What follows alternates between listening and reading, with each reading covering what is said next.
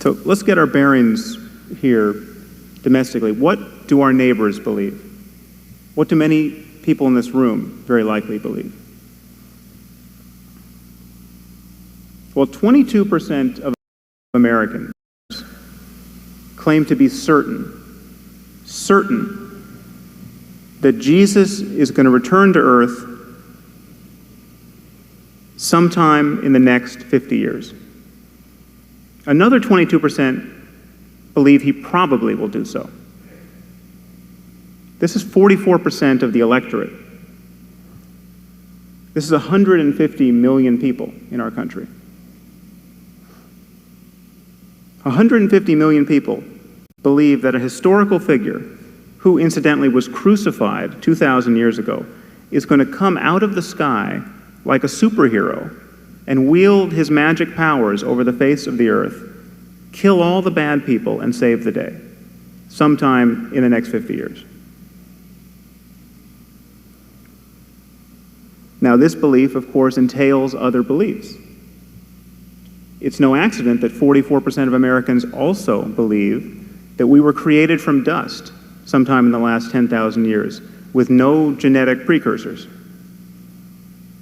44% of Americans want us to stop teaching our children about the biological fact of evolution. 62% actually want us to teach creationism in schools, but 44% want only creationism.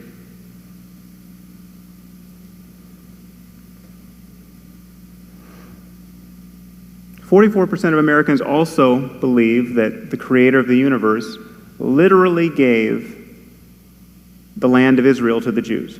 This is God as an omniscient real estate broker.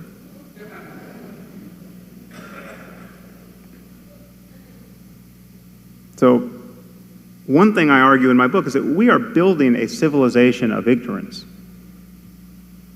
And it's not just that we're in danger of losing our technological edge to China, or that medical research may be impeded, although those things undoubtedly are happening.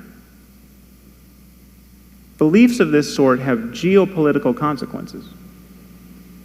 44% of Americans, if they turned on their television tomorrow morning and saw that a mushroom cloud had replaced Jerusalem or New York, would see a silver lining in that cloud, because that cloud would be a portent that the best thing that is ever going to happen is about to happen: the return of Christ.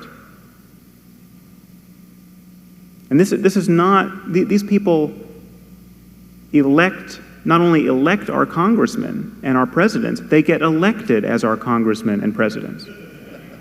We are not talking about the fringes of society. We are quite literally talking about the fringes of the Oval Office, if not its present occupant.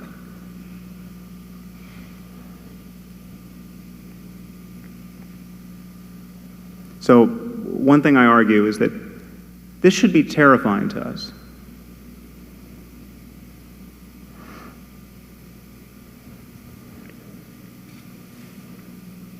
The idea that there's only 50 years left, the idea that there may only be 50 years left, this is perfectly maladaptive. Bad ideas don't get much worse than this. This is perfectly hostile to creating a sustainable future for ourselves, environmentally, even economically.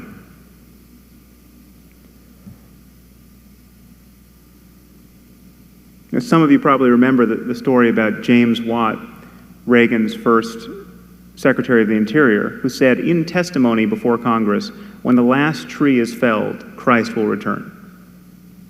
As the Secretary of the Interior. Now, most secularists didn't know what to make of this comment, but the devout certainly did. Reagan is reported to have brought Jerry Falwell into his National Security Council briefings. He had Hal Lindsey, a religious lunatic of the highest order, lecture to the Pentagon about the implications of Bible prophecy for nuclear war with the Soviet Union.